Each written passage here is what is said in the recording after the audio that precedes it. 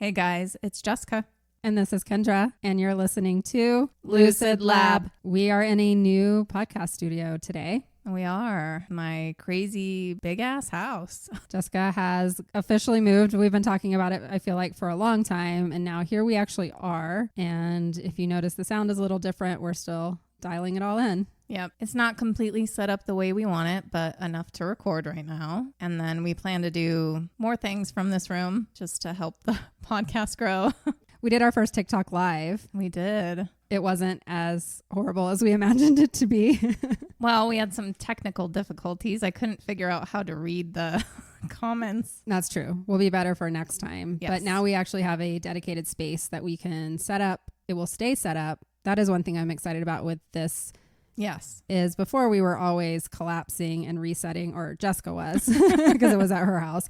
Now we have a dedicated room so we can leave our setup and close the door and walk away. Exactly. It'll be nice instead of having to cart the stuff back and forth and set it up. And it's a little different every time you move things around. Again, thank you everyone for giving us this break. I'm still not moved in all the way, but somehow I ended up in a bigger house than I've ever lived in before. I think it's just the area. I got a good deal, whatever it is, but I'm pretty proud of this place because I was thinking about that. I'm like, I've never lived in a place like this before, and I did it by myself. Hell yeah. We can do great things when we put our minds to it. I'm going to give that to manifesting because you and we don't talk too much about our woo-woo sides all that often, but we are very big on manifesting. And I feel like I literally manifested this house because everything that I was looking at before, nothing was fitting the bill. I almost chose a couple places out of like a lack mindset. Like, this is all I can get. Yep. Have to take it or nothing will come up. And then I turned down an offer that was actually closer to you. Yeah. Because I just was not, like, it technically ticked most of the boxes, but at the same time it wasn't. And I just didn't feel good. And I said no. I wrote him back. I said no. And then immediately it was this house that showed up on Zillow. We're happy here. We do have a view. We have a family of baby bunnies in the backyard. I see lots of birds. I even saw a massive toad. I'm pulling weeds now. It really sucks. I thought it was a bunny. And then I looked down at my foot and I was like, And it was a toad. Big old toad. So it's been fun, stressful. I'm still waiting to get to the part where, okay, time to enjoy summer, but I'm happy to be here. I know. I feel like I haven't enjoyed summer much either. It's just going by so fast. It's already July and we are having a heat wave right now, which doesn't make you want to sit out on your porch or anything. It makes you want to huddle down with the AC. Yep. I think the whole US is going through it at the moment. But during the break, I didn't talk about it last time, but I had a trip already booked before I found out I was unemployed. I had a cruise booked with my child to celebrate their graduation. And we went to Alaska. Yeah. It's the first time I've ever been on a cruise ship. It wasn't ever something that I thought I would do because I'm claustrophobic and I was afraid I would freak out on a boat or get sick. But my child really wanted to go on a cruise and I just found this deal. We went for 9 days and we had an amazing time. Alaska was absolutely gorgeous. We saw all the animals, all the wildlife. Yeah. It did get pretty rocky one day on the ocean. It was gale force winds and the boat was just all over the place. People were getting sick in the hallways. It was not fun. I did not get seasick. Weird. At all. And if anything, I should have. I mean, the boat was going sideways. We were like walking in the restaurant and it like almost knocked you over. Wow. And I was fine. But then you came back and you were not well for a long time. That's what I was about to say. So I was fine on the boat. And then when I got back, I just went back to regular life and I went out for a wedding that I had planned to go to the day after. And that night I got the worst headache. I went to bed and woke up the next morning and the whole room was spinning. And I looked it up and apparently you can get kind of a motion sickness after you get off a boat. Which makes sense. And the longer you're on the boat, the worse it can be. So yeah, it took me a little bit to recover. And then also both me and my child ended up with a cold while we were on the boat. So it was the whole thing. Every time I go on vacation, I get a cold. Yeah. So that's part of what I was up to during the time off and then still just figuring out my next steps. And I don't have any answers yet, but I'm very big into the manifestation. This is a very big year of transformation for me. I had my birthday and I did like a tarot reading and it was all about that. Yes. And so I'm just trusting the process, knowing that what is meant for me will come along. And then just staying in a certain mindset. That's really all it is. I feel like that's been my biggest game changer is not letting things bring you down, get to me. Yeah. And just trying to stay in gratitude for the things that I do have. The thing that's been the hardest thing for me is taking rest when I need to rest, even when I have a million things on my plate. And I feel like that's changed some things. So take care of yourself, guys. It's important. Definitely. Okay, enough about us. I want to dive into my episode today, and we're going into a different direction than we have so far. We're getting into a cryptid. Yay. We've talked about doing these before, and I thought, why not? Remember, I forgot about this. In the very beginning, I was going to start an A through Z cryptid. Yes, you started putting together series. Like creatures. And then I started doing it, and I was like, nobody's going to like us. And I like threw it to the wind. So it's true. We're headed to Scotland and we're talking about one of the most famous creatures out there, none other than the Loch Ness Monster, lovingly referred to as Nessie. Yay. And this one's near and dear to my heart because I had the fortune of visiting Scotland back in 2018. I had a friend who lived in the UK, and so I went one summer just kind of on a wild hair. I found a cheap flight, flew over there, stayed with my friend from college, and we traveled up from London to the Scottish Highlands, and we took a cruise, like not really a cruise, it's like a boat tour or whatever that goes out on Loch Ness. Oh. And it stops at Urquhart Castle, which is like one of the banks of the loch. I didn't see anything. I was hoping I would, but there was a lot of lore around the Loch Ness Monster. Well, sure. There's I have a picture of me with a little statue of Nessie and we took some pictures. I think I took some pictures of some ducks and I was like, this is the closest I got to seeing Nessie. So Nessie is often described as large, long-necked, and with one or more humps protruding from the water. Popular interest and belief in the creature has varied since it was brought to worldwide attention around 1933. Evidence of her existence is anecdotal, and there have been a number of disputed photographs of Nessie out there. Many will say they're a hoax. There's also been many searches with sonar readings and things that I think are pretty interesting. It's still up for debate, but I can tell you that as of 2025, there are still people stating that they are seeing what could be the Loch Ness Monster. Since it's our first time talking about cryptids, I just wanted to do a quick kind of definition around what a cryptid is, in case you're not familiar with it. So cryptids are just animals or other beings whose present existence is up for debate. It's unsubstantiated by science. There is an entire study of cryptids called cryptozoology. People would say it's a pseudoscience, but there is a lot out there. When I started looking at Nessie, I didn't realize how many aquatic cryptids there even are. So many. That's why I had an A to Z. And it's going to take multiple episodes, but I wasn't sure if this would be... We'll see how this performs. Yeah, I guess. Let us know. And we'll bring some back. Many scientists will criticize the plausibility of cryptids existing because there's no physical evidence. And they believe it's just likely misidentifications of other animals that already exist, or maybe they are mutations of a normal animal that we know in zoology. But I think that this world is a fucking huge place, and there's a lot of corners of the earth that we haven't been to. So to me, not believing that some of these creatures can exist doesn't make sense to me. It's like saying aliens don't exist in this vast universe. Yeah. And the ocean is something we have not explored. Sorry. And dragons. Like, come on. We already have so many sources that tell us that dragons are real. There's a lot of information out there, and it's in everyone's history. Every That's the single thing. And what's really funny is that I started with dragons when I was doing an episode. I was like, I'll do the episode about dragons. And then I realized that was too big of a subject. And then I narrowed in on Loch Ness Monster because some people think that she might be a remnant of dragons even. Or she's just herself. She's just Nessie. She's just Nessie. So speaking of how vast the ocean is, let's talk about Loch Ness because it is a pretty deep lake as well. They call it loch in Scottish, but I think loch just translates to lake. Oh, okay. Loch Ness takes its name from the River Ness, which flows from the loch's northern end. The river's name probably derives from the old Celtic word meaning roaring one. There are also 2 Scottish legends that have been reported as the source of the name. In the first, a spring in a valley had been enchanted by Daly the Druid for purity, with the admonition that the well opening must be covered by a stone whenever not in use, or else desolation would overtake the land. Oh, I love whimsical places. Why can't we be that magical here? I know, the Celts have so many cool things. We're so boring. But what happened is one day a woman left the well uncovered when rushing to save her baby from a fire, and it overflowed and filled the vale, forming the loch. Oh, wow. Some of these stories are quite comical. I know. Those that inhabited the vale began running and crying out, "The Loch Ness on! The Loch Ness on!"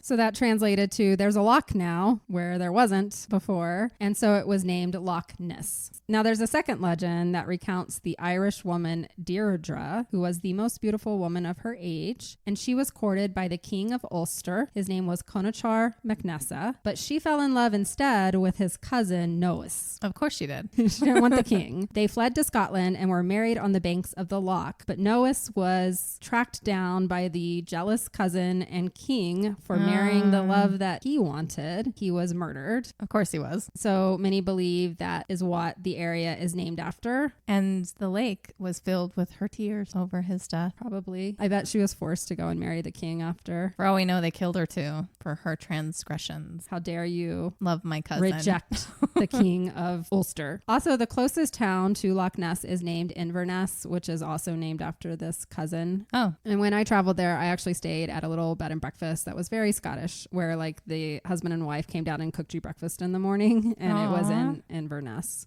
That's nice. Loch Ness is an elongated loch, so it's not like a big round lake. It's more, almost looks like a big, huge river. Okay. But it's quite wide. It extends for 23 miles. That's quite big. And flows from southwest to northeast. I wouldn't even call that a lake. No. I would call it a river. It's interesting. It's just for her. Yes.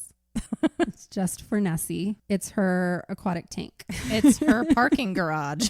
It is 22 square miles, and even though it is very large, there is another one that's even larger. It's Loch Lomond is actually the largest, but Loch Ness is very deep. And that's why it makes it a perfect home for a large animal, creature, whatever, to live in. And you probably don't see her very often because she has caves that she swims into under. She's way, way down there. Its deepest point is 755 feet deep. Yeah. You can't even fathom that for a lake. That's crazy. I think that it's neither a lake or a river. It's just something we haven't really named yet. It's a loch. Maybe that's Exactly. why. I don't know. Some of you from Scotland can correct me, because I'm a dumb American and I don't know. Maybe that is why it's called a loch instead of a lake. It contains more water than all of the lakes in England and the Wales combined. Wow. Lots of water, lots of places for things to hide. So when you think about something this deep, something the size of a dinosaur living in 755 feet of water that's 23 miles long makes sense to me. It does. There was a sonar study done and they found a crevice within the loch that actually went all the way to 889 feet. So that could be her little lair. Does she keep jewels and trinkets from humans? Maybe. Like Ariel. Seems quite boring. You just go slide into a dark cave. Sounds kind of comforting too. And some people believe there's more than just Nessie. It may be a whole little family I would hope so. of whatever this creature is. Loch Ness is one of a series of interconnected, murky bodies of water in Scotland. That's the other thing that's a little bit creepy about Loch Ness, is that the visibility within the water is exceptionally low. This is not a lake that you would ever want to go swimming in, scuba diving, any of that. I don't think there's a lot of lakes that you want to. I think most lakes are pretty dirty unless they're like up in the mountains. This is also a very cold area. When I was there, it was June and it was like 40 degrees. We went out on the boat. I don't even think I could step outside when the boat was going because it was so cold. I had like a big jacket on. Not an area that anyone's like doing water sports in this lake. The reason it is so murky is because there is a high concentration of peat in the surrounding soil that just leaches down into the water. It makes it this very dark, murky brown, black color. And that's why she likes it. It hides her. So now that we've talked about her homeland, let's talk about when the Loch Ness Monster first appeared. And it is recorded as early as the 7th century AD. Wow. And yeah, this was surprising to me for some reason. It was in an account called The Life of St. Columba. Irish monk St. Columba was staying in the area when he encountered local residents burying a man by the river Ness. They explained that the man was swimming in the river when he was attacked by a water beast that mauled him and dragged him underwater despite their attempts to rescue him by boat. Columbus sent one of his followers to swim across the river. I don't know how that follower was chosen. Can you imagine? He's like, hey, I heard there's a beast and I'm going to need you to swim across the river. Go get him out of its teeth. He was literally sending him out there for bait because when this follower went into the river Ness, the beast did approach him. Oh. So supposedly they saw this, and then Columba, because he's a saint, made the sign of the cross and said, "Go no further. Do not touch this man. Go back at once." The creature stopped as if it had been pulled back with ropes and fled. And Columba's men and the local people gave thanks for what they perceived as a miracle. No. Sounds kind of like... I don't think so. I'm going to call that one bullshit. Yeah, but that is the first time that the mention of a beast in this area was recorded. So maybe this is what put the thought into people's minds. If I was her, I would have just left the poor victim alone and charged after the boat, after the man who threw him in the water. Right? Like, you're the asshole. I don't listen to your God. But many speculate that the story of St. Columba may have been impacted by earlier Irish myths because there were quite a few. Even earlier in the 6th century, there was a lot of water beast stories that were shared around the fire, those kind of stories. So they believe that the saint just needed a cool story to make himself sound better, and he just stole one of these mythological stories and kind of skewed it to his. That makes sense. Which is probably true. And it also makes sense that there's a lot of water beast stories in a place surrounded by water. That stuff will come up.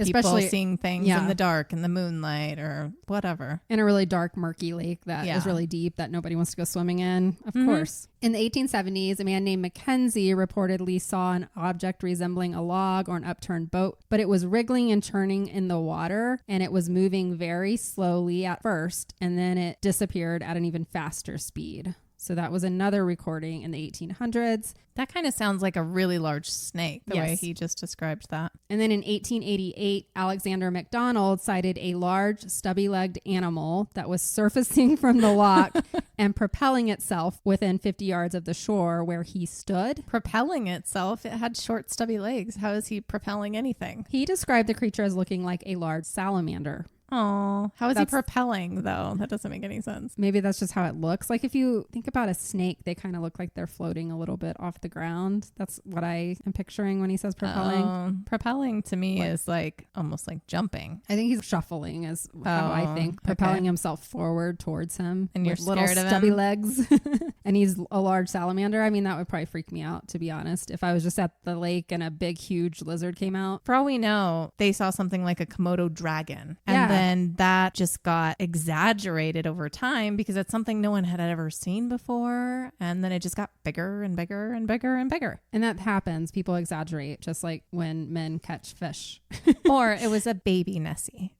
Maybe. Yeah. It had just hatched and was running to find mama. Because Nessie. mommy said, we do live in water, but you need to learn how to walk first because we have feet. Yes. So that's everything before the 1900s. And then the sightings really took off in 1933. And a lot of people believe this is because a road was completed at that time near Loch Ness. There had always been like a little dirt road, but they really upgraded it where cars could drive around the loch. And that's when we see quite a few people claiming to encounter a creature in Loch Ness. A newspaper article in the Inverness Courier about a large beast. The article was written by Alex Campbell, who was a water bailiff for Loch Ness and a part-time journalist. And he discussed a sighting by a woman named Aldi McKay of an enormous creature with the body of a whale rolling in the water in the loch while she and her husband John were driving on the road April 15th of 1933. The word monster was reportedly applied for the first time in this article, which was titled Strange Spectacle in Loch Ness. And so this is kind of where Loch Ness Monster started. Okay. An excerpt from that article reads, "The creature disported itself, rolling and plunging for fully a minute, its body resembling that of a whale and the water cascading and churning like a simmering cauldron. Soon, however, it disappeared in a boiling mass of foam. Both onlookers confessed that there was something uncanny about the whole thing, for they realized that here was no ordinary denizen of the depths. Because apart from its enormous size, the beast, in taking the final plunge, sent out waves that were big enough to have been caused by a passing steamboat. So she steams things up? That's what it sounded like to me with Or your it looks description. all boiling, yeah. Then it's Godzilla.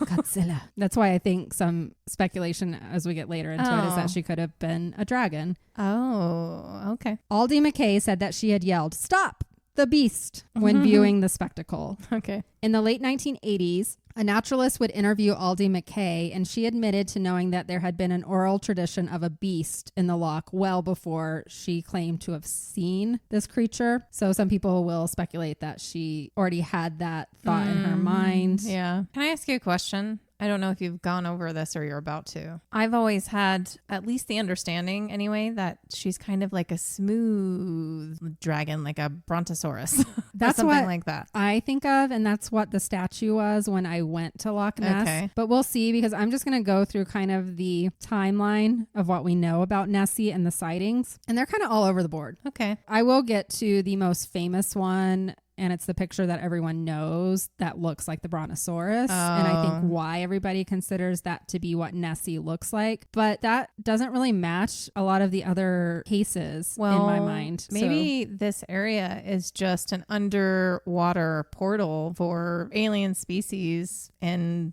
different planets. I don't know. Could be. We'll talk about the theories. I mean, you got to think about of what these could be. Journey to the Earth and stuff. Like, I feel like there's a lot to that. There's so much going on. We're just the little ants on top fighting each other and bombing each other. And think about all the shit they found in the oceans that we know of in the last 20 years. Yeah. Some creepy shit. Crazy. Just a few months after Aldi McKay's sighting on July 22nd of 1933, George Spicer and his wife saw a most extraordinary form of animal cross the road in front of their car.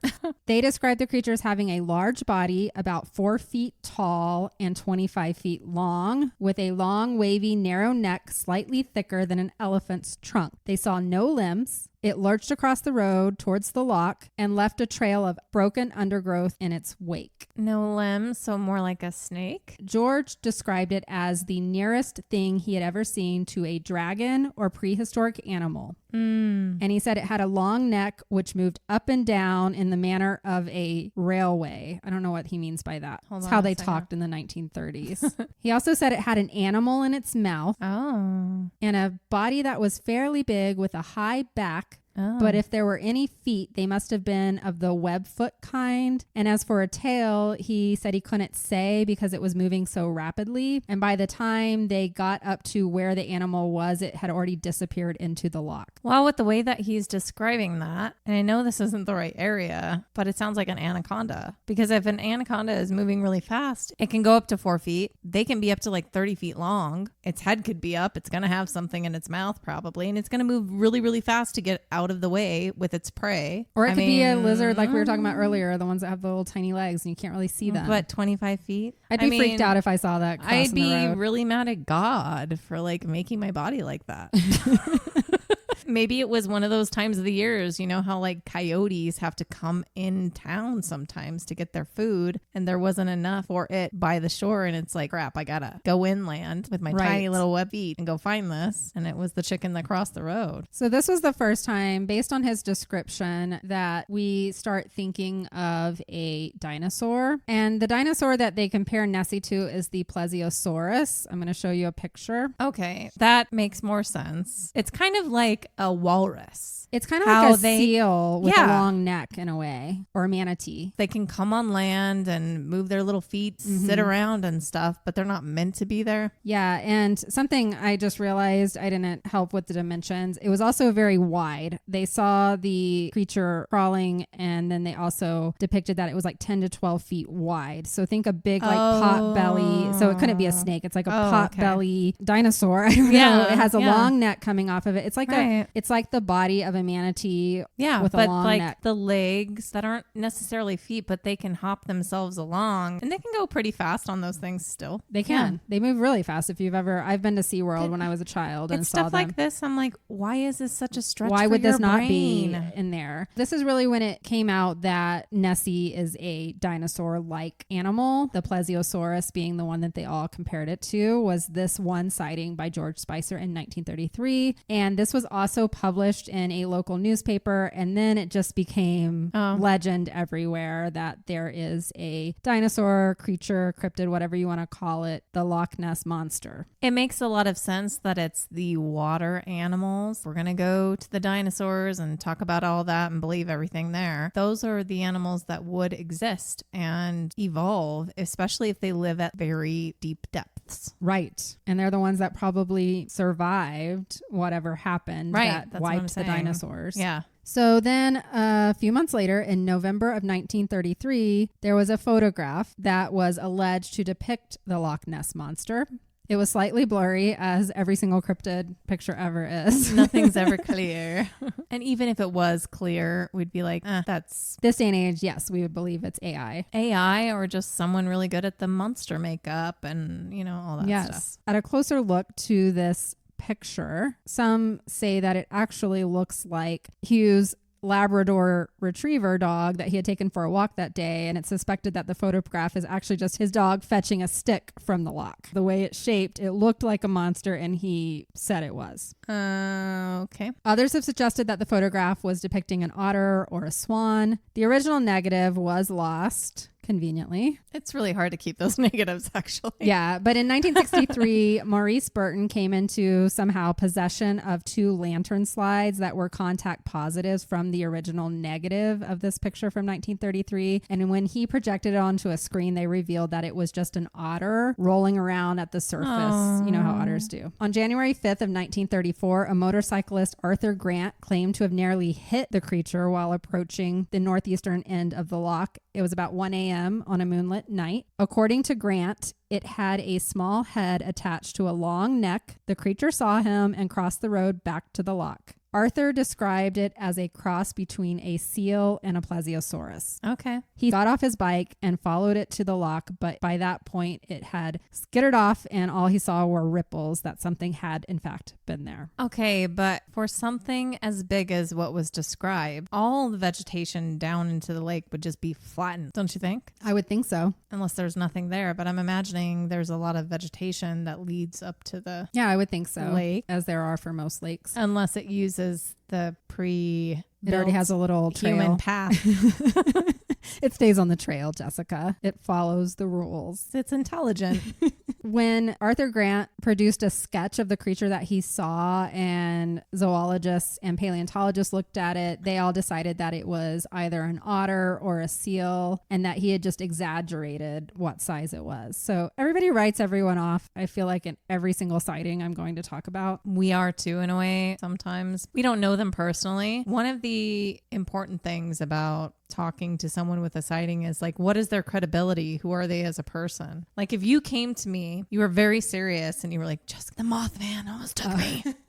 I would believe you because I would know if you were being serious or not. But even then, people would probably write me off, even though like I have never had any kind of paranormal and I work like a very straight edge job, blah, blah, blah. I could still see people trying to write me off and be like, oh, you must have had too much to drink. I might question if you hit your head. Exactly. Yeah. Maybe that was a lucid dream. I would look for wounds. Mm-hmm. It's just like aliens, cryptids. I'm sure at some point we'll cover Bigfoot. It's all the same. It would just be nice to have some like concrete evidence. We talk about this. Show up to my doorstep. Say, hi, I'm an alien. You want Nessie to just show up? Not Nessie, just an alien. Because then it would just open the door to believing everybody about everything, honestly. It would. Now, the most famous picture, and this is, if you look up Loch Ness Monster, you're going to see this picture because it's the most well-known one out there. It happened on April 20th of 1934, and it's called the surgeon's photograph is what it's referred to in Loch Ness lore. And it is attributed to Robert Kenneth Wilson, who was a London gynecologist. Okay. And I guess a surgeon. I don't know. And I think he was seen as credible because he was a doctor. Of women's stuff. Hoo-haws. Can I say right now, I think that it should be illegal that a man is in charge of women's hoo-has. I would never go to a male gynecologist. Like, I didn't even know it should be something else growing up. I went to one when I was in college because I didn't know. Yeah.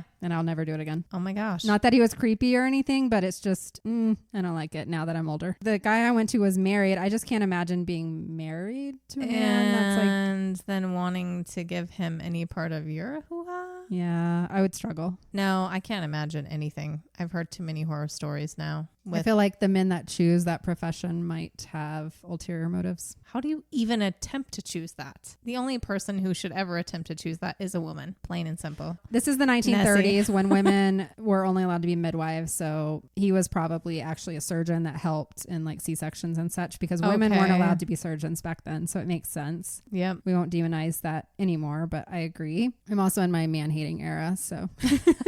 She has good reason, okay?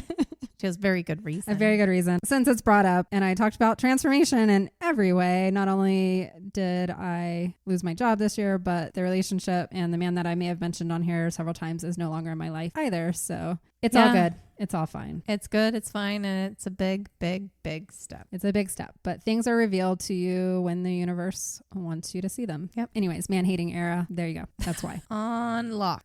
Get it? I'm old. So this picture was published in several papers in 1934, and his account, Robert said that he saw the monster while driving near Loch Ness. He described the monster as having a small head and a swan-like neck protruding 3 feet above the surface of the water. And he had remarkable luck in being able to secure a photograph. He said he was looking at the loch when he saw the monster, grabbed his camera, and snapped 4 pictures. Only 2 exposures came out clearly. The first reportedly shows a small head and back, and the second shows a similar head in a diving position. The first photo is what has become very well known because the second one didn't really look good. It was very blurry. So the first one is what he became well known for. But I will go ahead and burst everyone's bubble.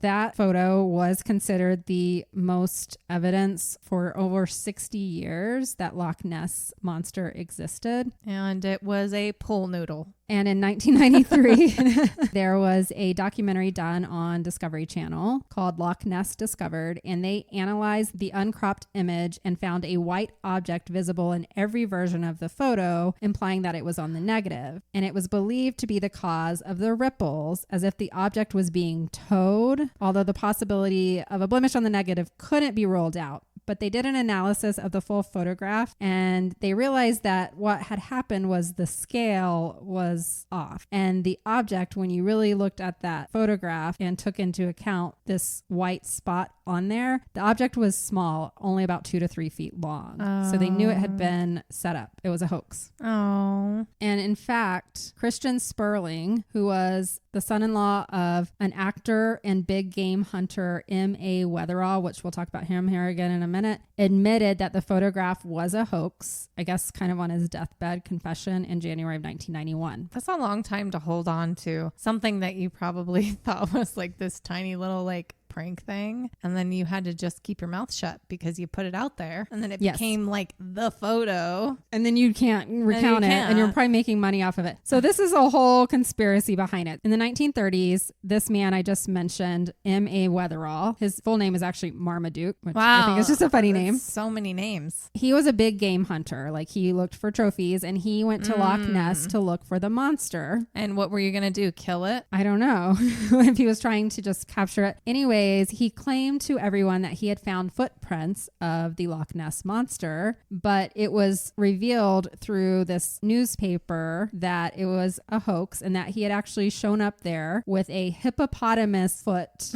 shaped umbrella stand, and he had stamped footprints along the bank. Cute. And so they called him out. It was a huge embarrassment for him. I don't know why I just got the image of the dude who owns Jimmy John's in my mind. Was Marmaduke? Yeah. I don't know. I see a guy. Look him up. He's not. I just see a guy with a big like handlebar mustache for some reason. I love Jimmy John's sandwiches, but the man who owns it once posted himself buck naked on top of some kind of game. I don't know what animal. Oh, because he was a big trophy hunter. Yeah. Okay. And he's not someone who should be naked. We don't want to see that. People. But he just proved to me, oh, I don't like you. Dang. You're a trophy hunter. That's what I'm picturing. Well, probably. He's like, this'll do. So Weatherall was shamed in this paper. So this led to him trying to prove that Nessie did in fact exist. And that's when he got together with Christian Sperling, which was his son-in-law, and put together this idea that they would have a picture posted. So it was Marmaduke Weatherall, Christian Sperling, and another man named Maurice Chambers, who was an insurance agent. It's always an insurance agent. And they created this picture. And here's how they did it, because Christian admitted to this. Never trust an insurance agent. They will do whatever they can to get the next buck. They're all about the money. They really are. I've worked with a ton of them. They're always conspiring to come up with something new that's going to get something. So what they used to make this picture... A pool noodle. No.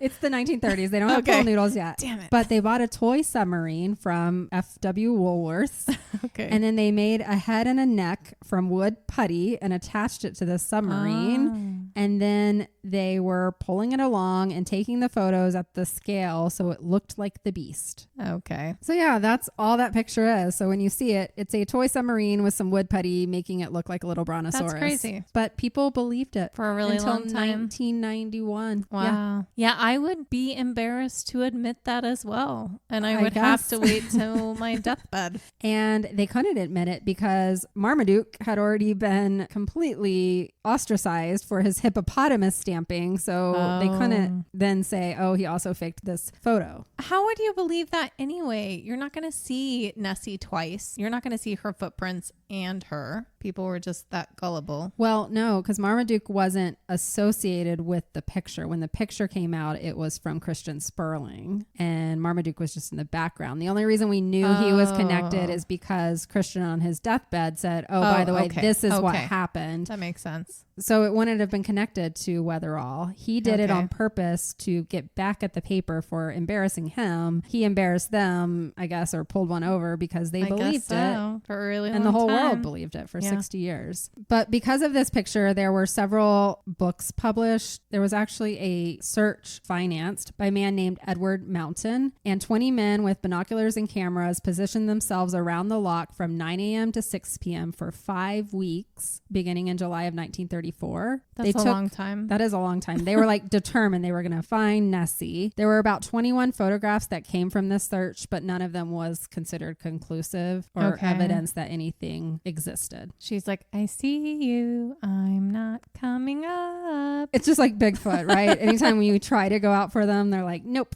I'm going to like go down into my little deep crevice, 890 feet down. Right. Never coming out. And then in May of 1938, there was a South African tourist named G.E. Taylor that was just visiting the area, and he caught something on film, and it was 3 minutes long on 16 millimeter color film. That's a decent length. Yes. But that film was never shared with the world. The only thing that we've seen from that 3-minute film was a single frame that was published in a 1961 book called The Elusive Monster. And there was an analysis done on the single frame, and they concluded that it was just a floating object and not an animal. But that's just based on this still frame. They don't have connections to the guy with the video or what? They said that the film was purchased by popular science writer Maurice Burton, and he wrote this book, The Elusive Monster, and I guess he owns the rights to it, and it's just never been shown except for the single frame. So I don't know, take with that what you will. Because he's now friends with Nessie, and she said, don't do any more. I don't know, maybe Nessie is like a spiritual animal, and she shows up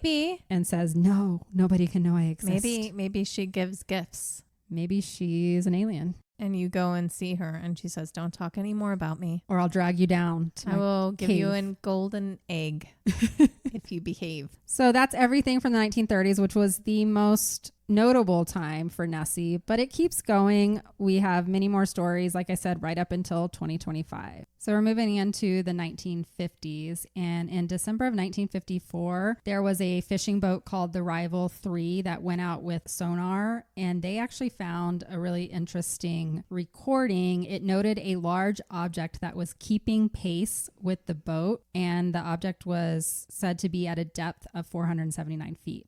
Oh, okay. And it was detected for 2,600 feet, like as they moved along before it just disappeared. Contact was lost and they never regained it. So it was like something was swimming along with the boat. Doesn't necessarily mean it was her. No, it could have been anything. Anything, yeah. Could have been any Right. large. A really big squid. Do squids live in lakes? Oh, I don't think so. I'm forgetting the whole freshwater, saltwater thing right now. It is a freshwater lake. We'll talk about it in a minute, but I do believe there are like large eels that can live in lakes, not necessarily squids, but eels can get pretty huge too. I just am always not picturing a lake with her for some reason. I just imagine the ocean because, again, like dinosaur size is what my brain thinks of. So in July of 1955, a man named Peter McNabb was at Urquhart Castle, and he took a photograph that depicted 2 long black humps out in the water. The photograph was not made public until it appeared in a 1957 book on the subject of the Loch Ness Monster. And at that time, they did an analysis of the picture, and they decided that what Peter photographed could easily have just been a wave resulting from boats that had been traveling up the loch.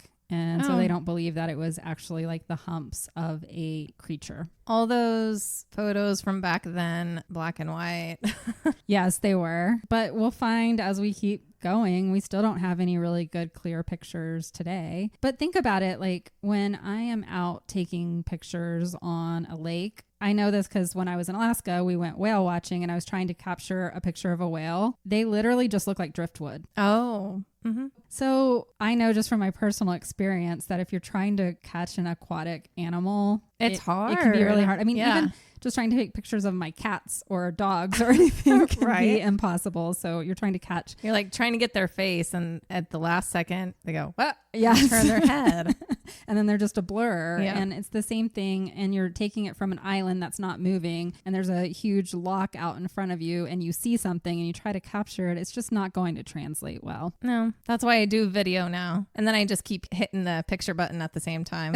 And then you can also take like the frame from the video later. Right. And then one of the other famous films of Loch Ness comes from an aeronautical engineer named Tim Densdale. And he filmed what he believed to be a dark hump that left a wake crossing Loch Ness on April 23rd of 1960. Densdale had been out there. He had come to the area specifically searching for Nessie, and he had reportedly had the sighting on his final day there. And he described it as being a mahogany red with a blotch on its side, and he had viewed it through his binoculars before he then got his camera out to capture this film. Well, that's interesting. You don't hear red skin. Mahogany often, red. Unless you're like a snake. Or an eel. I don't know. Ocean animals, unless you're a fish, they're not very colorful. Yeah, red. Like dinosaurs, I don't remember any of them being red. And there's, I guess, controversy around if dinosaurs even really existed. This is really funny that we're having this conversation right now because my parents were here last weekend and my daughter watched Jurassic Park for the very first time. Oh. And she loved it so much that she ended up binging all of the Jurassic Parks. In fact, she is in another room right now as we finish this watching the Jurassic World Dominion because it's the last one before the one that's coming out in theater. Uh-huh. And so I was talking to my dad. I'm like, isn't it odd that they had to make all these movies and like stick to the original theory of dinosaurs since we've decided that they have feathers and all this stuff. Or they might have had fur. I can't imagine even a velociraptor being as big as he is having feathers. It's basically just a big ostrich chicken thing. It would be really weird. After this film was taken, Peter continued to pursue finding the Loch Ness Monster. It was kind of one of his side passions. But while he claimed he did have additional sightings, he was never able to produce more photographic evidence. So he's seeing it, but not capturing it, which I think it's hard. It's hard. There's so many beautiful things I've seen in my life that you just can't get your camera up in time before it flutters off. In 1993, Discovery Channel produced a documentary called The Loch Ness Discovered, and they did a digital enhancement of his film. And a person who enhanced the film noticed a shadow in the negative that was not obvious in the developed film. And when they enhanced the overlaying frames, they found what appeared to be the rest of the body of a creature underwater. Ooh. And he said said, before I saw the film, I thought the Loch Ness Monster was a load of rubbish. But once I did the enhancement, now I'm not so sure. So what they saw above the water, when they really enhanced it, they were like, oh, this actually does look like a very large creature. The tip of an iceberg. Exactly. And that's all you see when you go whale watching. Like we saw like one little hump and we might see the tail as they like go under, and they're massive. Like the whales we were watching in Alaska were like twice the size of the boat we were on. It would come up and then you would see them jump a little bit, and then their tail would wave at you, and that's all you saw. But there have been other analyses done of the Dinsdale film, and many people will also indicate that the sighting was a case of mistaken identity and that he likely filmed a boat under poor lighting conditions. To each their own. We're all going to analyze something and decide for ourselves. And it sucks because nowadays we're going to question everything because of AI. Take a look at it. It is probably the most famous video out there, and you can decide for yourself. I will say that all of the people who have done the analysis on Tim's film, none of them believe that he's a hoaxer. They have not found any evidence that anything was doctored. Like, he caught something. It's just, what was it? Some people will say it was a boat. Some people will say it's a creature. There's even people out there that say that it was a wave and there was a reflection of the shoreline on the wave, and that made it look like what it does. It's what you want to believe. But after this film came out, people began to take the Loch Ness Monster more seriously, and there was a UK-based society formed in 1962 called the Loch Ness Phenomena Investigation Bureau, and their purpose was to study Loch Ness to identify the creature and determine the causes of reports about it. They received a grant of $20,000 from World Book Encyclopedia to fund a 2-year program of watches from May to October, which is the warmer season. They used a 35mm movie camera on mobile units with 20-inch lenses and one with a 36-inch lens near the middle of the loch. That's not that much money for 2 years. In 1967, I guess it probably was equivalent to a lot more money today. So they had these units, and they said with the way that they had the setup and the fact that the cameras could move so quickly, they were able to capture about 80% of the surface of Loch Ness. They also encouraged volunteers to come and join the cause and look in their own areas using their cameras with telescopic lenses. You could become a supporter by paying an annual subscription charge, and then you would get notices, and it was kind of like a paranormal society that we have here. In the 50s, that was probably really neat to be a part of. There's not a lot of that kind of stuff out there. Hush, don't tell anyone that you're a part of that club. Because then you're a kook. According to the Bureau's 1969 annual report, it had over 1,000 members. Good. Definitely people were just interested. From the area or all over the world? They said there were 588 that were just from the UK, and then others from all over the world that would come in and take vacations there, I guess, in search of Nessie. I'd be looking for a baby. No. Sorry, I'm in baby mode because I just dug out 13 darkling beetle worms. I've been taking care of my daughter's beetles since September or October of last year. They're the worms, and then they go into their little cocoon, and then they come out beetles. And I've done this since then, and they're still alive. This morning, I'm looking in their little terrarium thing, and I'm like, why does it look like the soil is moving? And since then, I have dug out 12, and I know there's more. I only stopped because Kendra showed up. That's why you can't have more than one beetle, because you had two, and now they mated, and now you have babies. And I have one separated already into another container because he's murderous and he's a rapist. I keep trying to reintroduce him to the group, and then I'll come, and he's like attacking them. And when I get them separated, he's running after the girl, and the girl's like, get me out of here. She's like, I don't want to be pregnant and again. I'm like, even as beetles, you guys suck. Yep. Oh my God. But yes, I'm about to have a lot of grandchildren.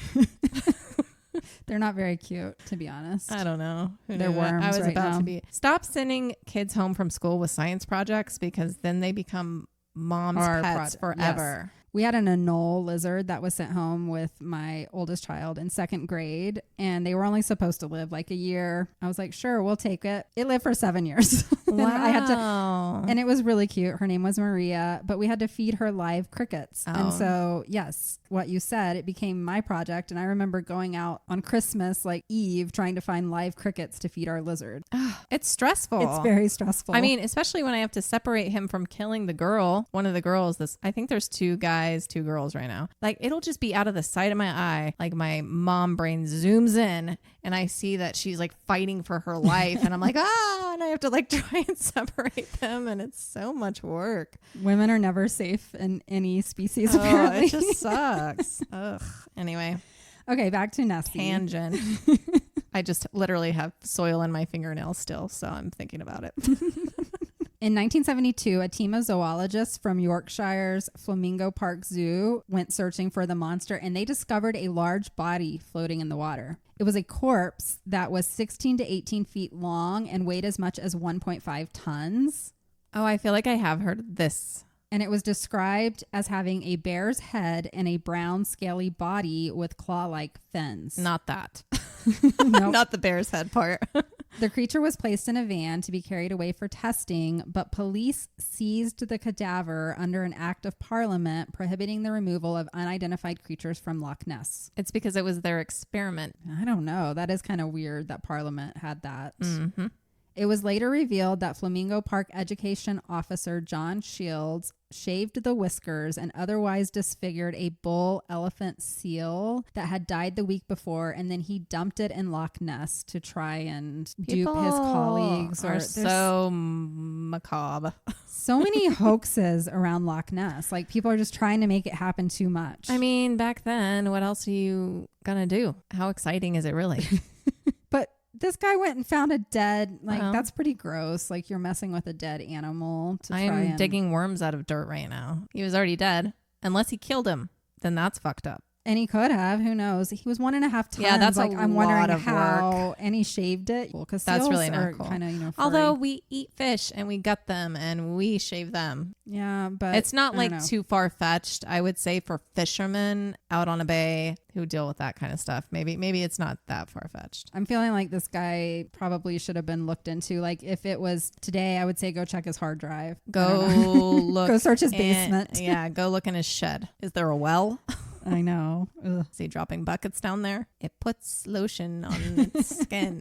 In 1972, there was a group of researchers from the Academy of Applied Science that was led by Robert Rines, and they were conducting a search for the Loch Ness Monster involving sonar examination of the depths of the loch for unusual activity. They had a submersible camera with a floodlight that he could deploy anytime there was something detected on the sonar. So if he saw something, he would turn on the light and just start snapping pictures. Oh, okay. And on August 8th, he was at a depth of 36 feet and he identified a moving target estimated to be 20 to 30 feet in length. When they looked at the photographs that were captured, they saw a shape that looked like a highly flexible, laterally flattened tail, or it could have possibly been 2 animals swimming together. When they looked at the individual pictures that were snapped after the sonar had gone off, it did look like a flipper, and it was photographed in various positions, indicating that it was moving. And both were enhanced and retouched from the original negatives. Then there was another sonar contact made a few days later, and this time the 2 objects were estimated to be about 30 feet again, and the strobe camera photographed these 2 large objects surrounded by a flurry of bubbles. Some would interpret the objects as 2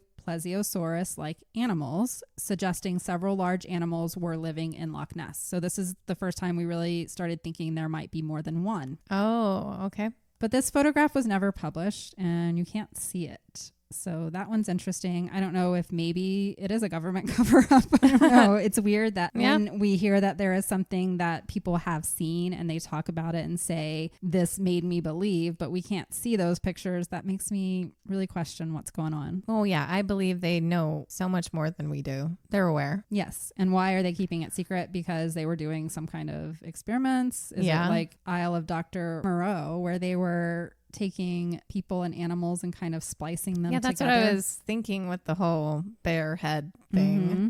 Because they do that. Yes. I was just watching something the other day about this one guy. He's supposedly very well believed in the UFO community about the presidency and the briefings and all this stuff. And they were talking about different species of aliens. And it was like a very straightforward conversation about, well, can they reproduce with humans? And he's like, no. I mean, I know we've tried. We've done a lot of experiments. But he's talking about more than one. Different species. Right. Yeah. Like Gray's was just one of them. And then it got brought up the question about like a horse and a donkey makes a mule, but the mules can't reproduce. Right. Do we have any of those walking around right now? Probably. And what do they look like? They like playing with things. That's why they have the Area 51 and other areas we don't even know exist. So it's not surprising if there's something floating around down there that they lost and they're like, well, And they're like, oh, uh-oh. who knows? Hopefully it doesn't eat people. I'm also in my Stranger Things phase right now. We are rewatching everything at the moment. So yeah, I need to rewatch that and get ready, but they're not coming out until November. I know. So. We kind of started too early. I'm on my trashy television right now. I'm watching Love Island. I have not done that. Love Island sucks me in so easily. I'm seeing a lot of it though for some reason. I think that's what got me into it. I saw it on TikTok with the whole Huda twerking contest. And then I was like, oh, I need to watch this. And I don't know who Huda is. Yeah, if you're watching Love Island, you'll know Huda. But anyways, there's a lot of women that are like videoing their husband's reactions while she's twerking because she's very good at it. Oh, she's good. Mm-hmm. And she's very pretty, of course. Oh, okay. I mean, as most girls on Love Island are amazing looking, like they have the best bodies you've ever seen. Yeah, the bodies that make us feel like shit. Yes. But for whatever reason, I watch it anyways, and it doesn't make me feel bad. I actually like the girls on Love Island. Yes, because we're women's women. But yeah, I wouldn't be in a bikini around them. That's all. Fuck no.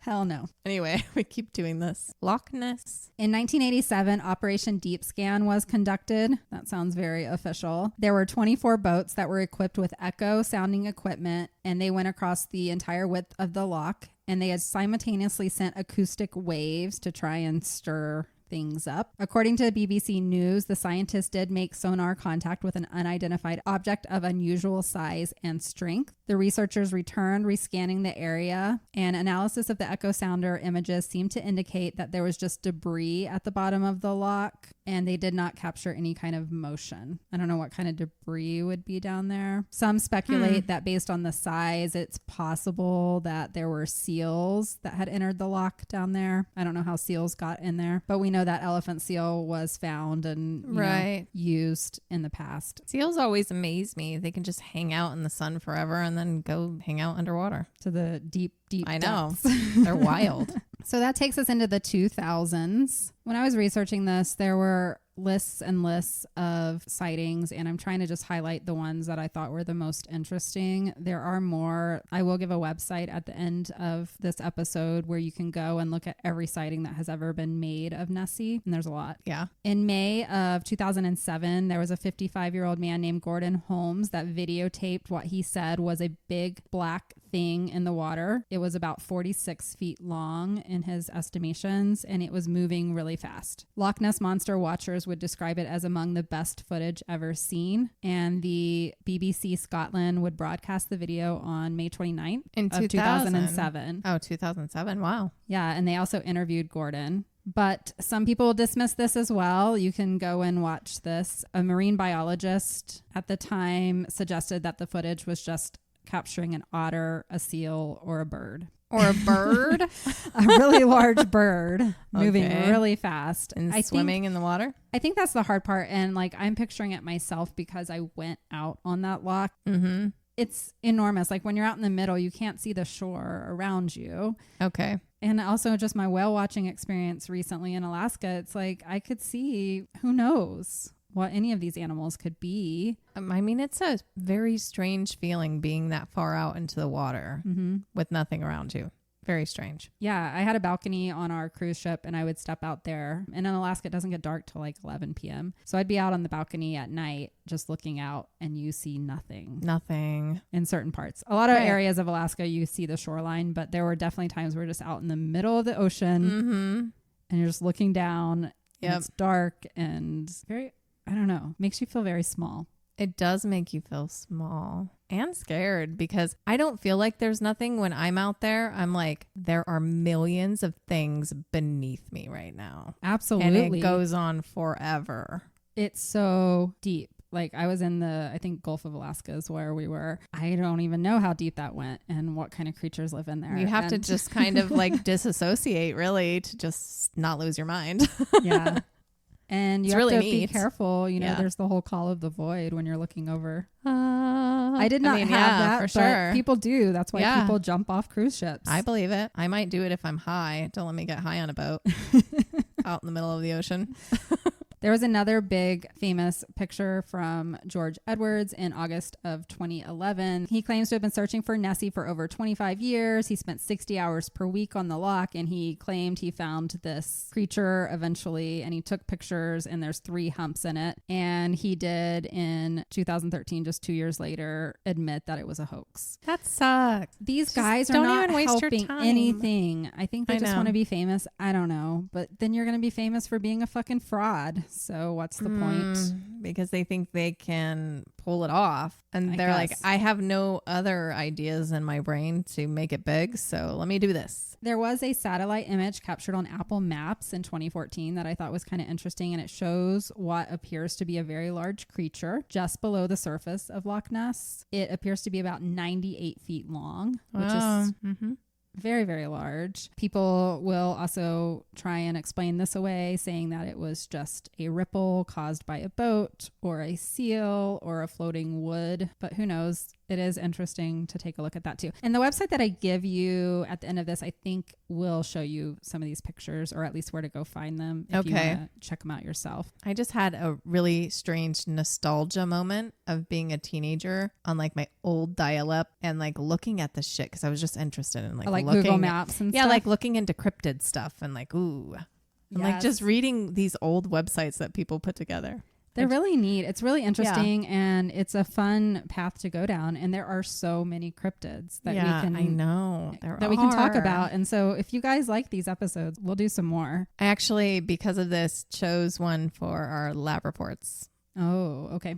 Yep. I've gone through a lot of sightings, and there are many more. I could talk about this for hours and hours with all the sightings, but I do want to get into theories of possible explanations that are out there on what this could be if it is not a monster. So a lot of zoologists will say that it is another kind of animal that is just misidentified. The number one is an eel, because there is a European eel that lives in Loch Ness, and maybe there's just one that's unusually large. Yeah, got the good genes. Yeah.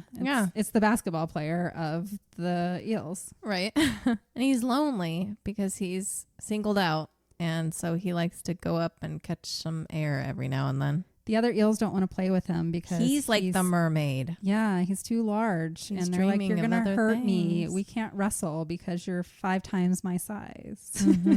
He wants to be where the people are. In 2018, scientists from New Zealand undertook a massive project to document every organism living in Loch Ness based on DNA samples. And their reports did confirm that European eels are found still today in the loch. But how big on average? How long is one of these guys? Well, we just Googled it, and it says that most European eels are only about 4 feet long. So this would have to be quite the anomaly if you're going to believe that. And most eels only weigh like 8 pounds. Yeah. I don't know. They look for other animals that can grow very large, such as catfish and sharks, like freshwater sharks from Greenland, and even plesiosaurus. I don't know how they would know that DNA. Maybe we have it from way back when, but they didn't see any DNA that fit those 3 species. So there is a group of people that believe this is just a freakishly large eel.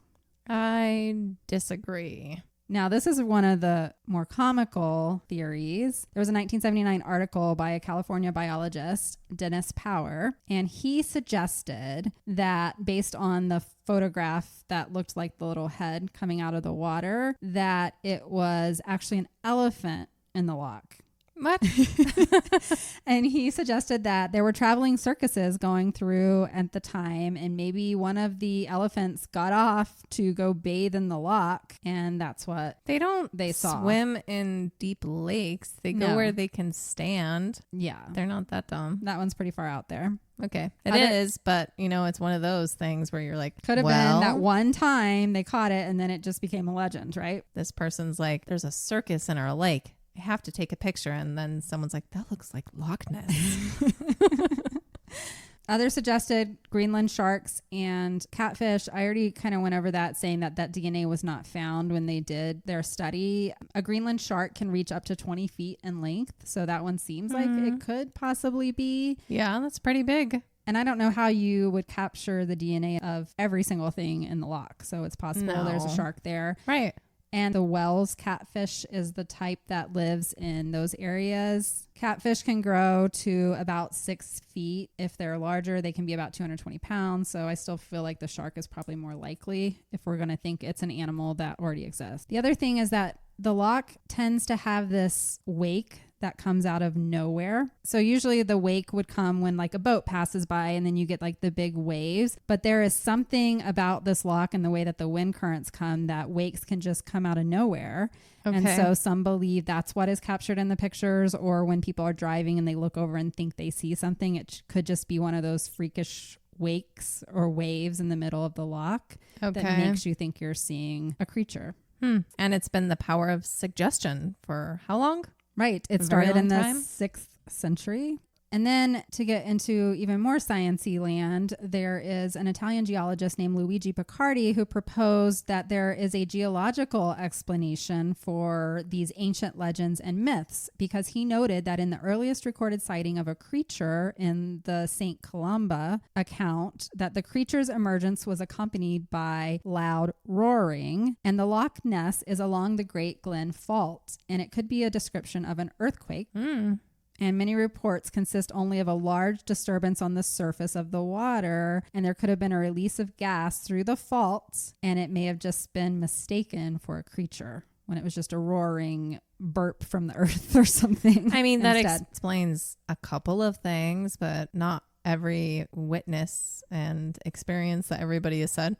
Well, he believes this may have been like the original that started the whole legend, and then people just put it all, like you said, power of suggestion. There was an earthquake back in the 6th century. They thought this man got eaten by a monster, right? That was in the original St. Columba account. Maybe he just got burned or something by the geothermal. I don't know. I'm making shit up, but he believes that. So that's a pretty different one that's out there. I love those types of movies too.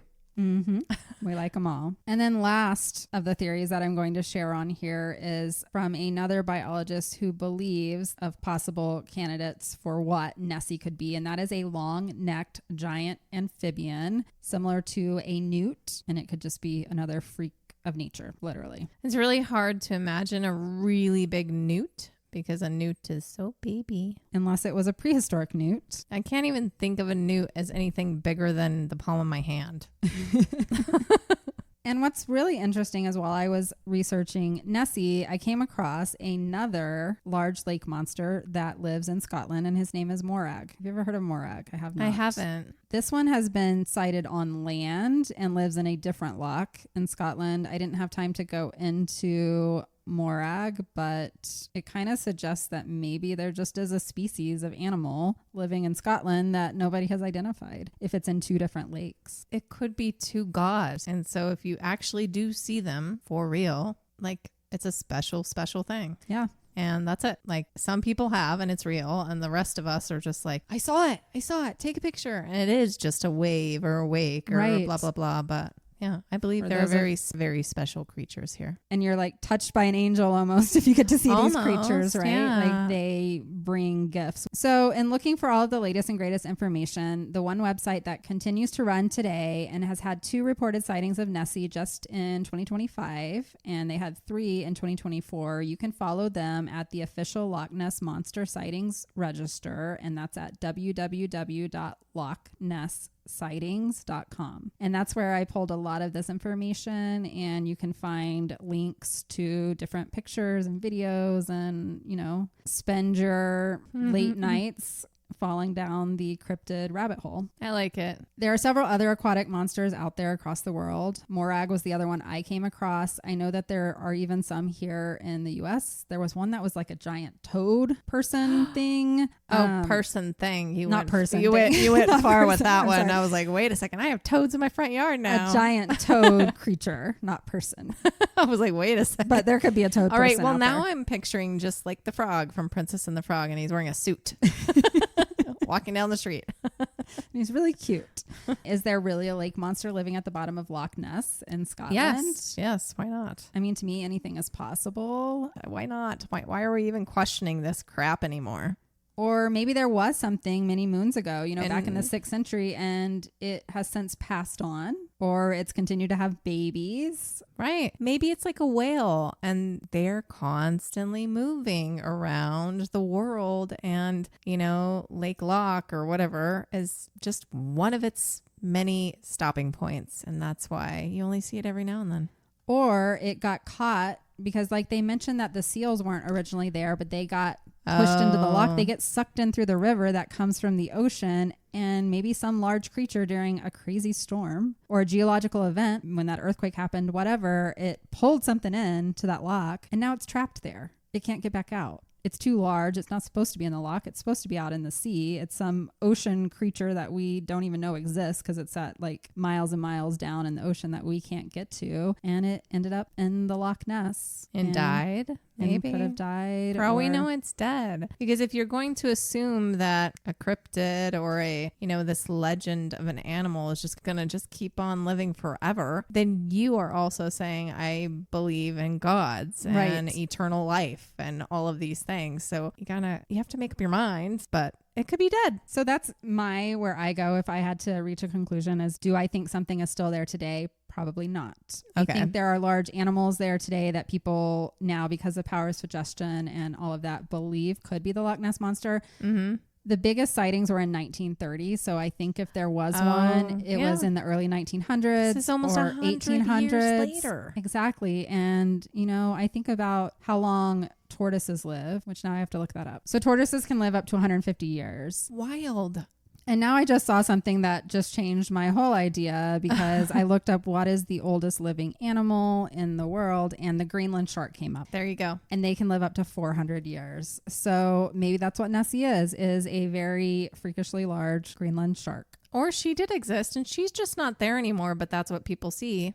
Yeah, if there's Greenland sharks living there. And they would have more of a migrant situation, and then they just come back to this area every now and then because it's a pit stop. The world is a big place. Yep. And like I said, they got caught up in the river rapids, got pulled in, sucked in, and then they've had babies. Maybe it was a pregnant shark that got in there. Maybe. Who knows? We could theorize all day, but for me, I'm never going to write off any cryptid, and I'm not going to write off people's experiences, except for the ones that came out and said, yes, I hoaxed. I will never tell somebody that they're a liar and that they didn't see what they thought they saw. Yeah, that's where I stand on cryptids. Nessie, I hope she lived a long, happy life. And if she's still there, that there's plenty of good food for her, and she has her little cave where she collects her treasures. And I hope she has company. Right. And, little fish friends to sing songs with, like Ariel the mermaid. Maybe Morag comes and says hello every now and then. Maybe they can communicate through the water. Who knows? You never know. But that is my episode for today. So thank you for listening. Well, I loved it. I like doing stuff like this. We're going to try and mix it up a little bit more now that we're back officially. Let us know if you want to hear more about other cryptids. Well, thank you for doing this one. You brought it up and I was like, yes, we need something like that right now. And obviously we had a really hard time not going off on a tangent about anything at all. We haven't recorded in a while. We haven't. It's fun to be back. And it's really funny because it's the opposite of what we said we were going to do when we left. Serious, do this and this and this and this. And now we're here and we're being more ridiculous than we have in a really long time. But we hope you enjoy. We're just being our authentic selves. And we're in a safe place. We hope you enjoyed that. Please come back next week for a new episode. It's Lab Reports. And we're doing a special episode because we had such a long break. We will be focused just on listener stories for next week. We need to catch up. Yeah, and we want to get all your great stories out there. So be excited to hear from some of our listeners. And if you ever want to be included in that special episode, please send any stories that you have to lucidlabpodcast@gmail.com. Please follow us on all social media sites. And in the meantime, stay lucid. Watch out for toads. I have to dodge them all the time now. And some of them might be really large toad. In tuxedos? I don't know. Creatures. My mom tried to pick one up when she was here and it peed on her. Ew. She lost her mind. Anyway, bye. Bye.